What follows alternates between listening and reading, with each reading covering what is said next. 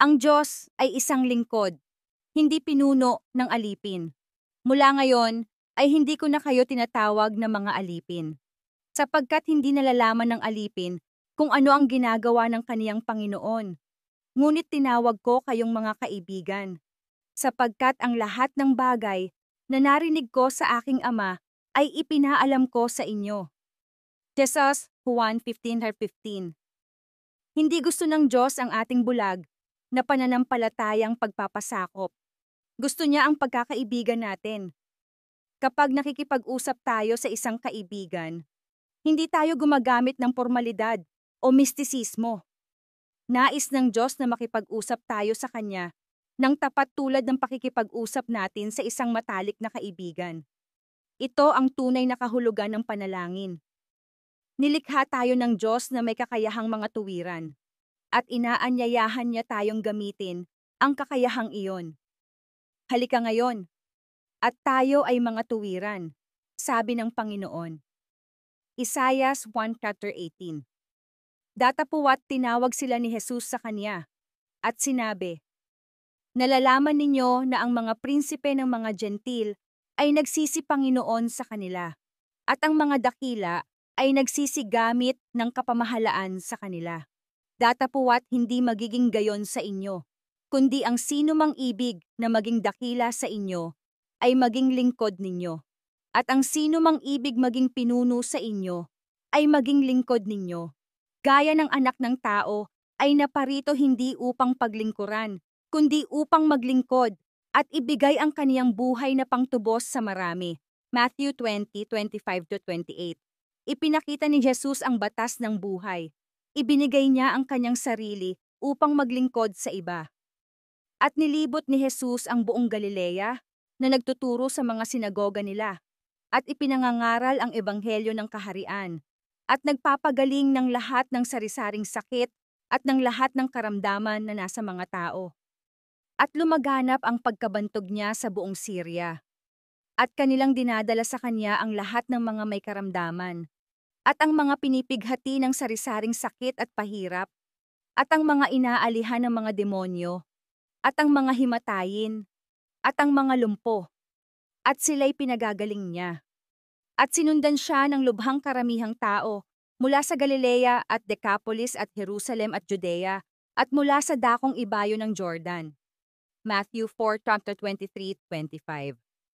At lumapit sa kanya ang isang ketongin na namamanhik sa kanya at nanikluhod sa kanya, at sa kanya ay nagsasabi, kung ibig mo, ay maaring malinis mo ako.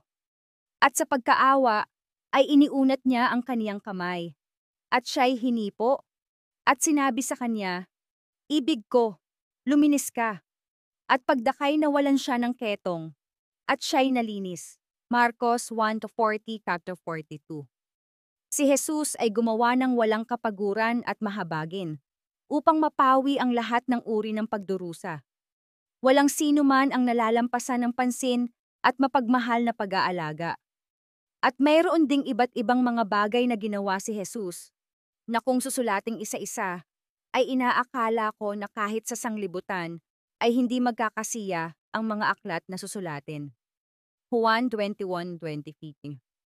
Si Jesus, sa pagkatalastas na ibinigay na ng Ama ang lahat ng mga bagay sa kaniyang mga kamay, at siya'y nanggaling sa Diyos, at sa Diyos din paroroon, ay nagtindig sa paghapon, at itinabi ang kaniyang mga damit, at siya'y kumuha ng isang tuwalya, at ibinigkis sa kaniyang sarili.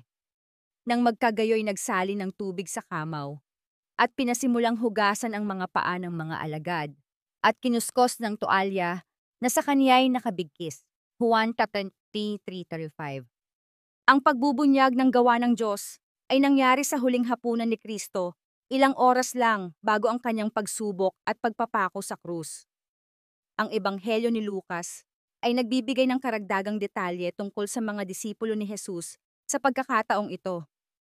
At nagkaroon naman ng isang pagtatalo-talo sa gitna nila, kung sino kaya sa kanila ang ibibilang na pinakadakila. Lucas 22-24. Narito ang tagpo. Alam ni Jesus na nagmula siya sa Diyos. Lahat ng bagay ay nasa kanyang mga kamay. Sa madaling salita, lubos na nalalaman ni Jesus na siya ay Diyos, sa lahat ng kapangyarihan ng Diyos. Alam din niya na ang kanyang mga disipulo ay nasa gitna ng isang pagtatalo tungkol sa kung alin sa kanila ang magiging pinakadakila sa kaharian ng Diyos. Ano ang ginawa ni Jesus?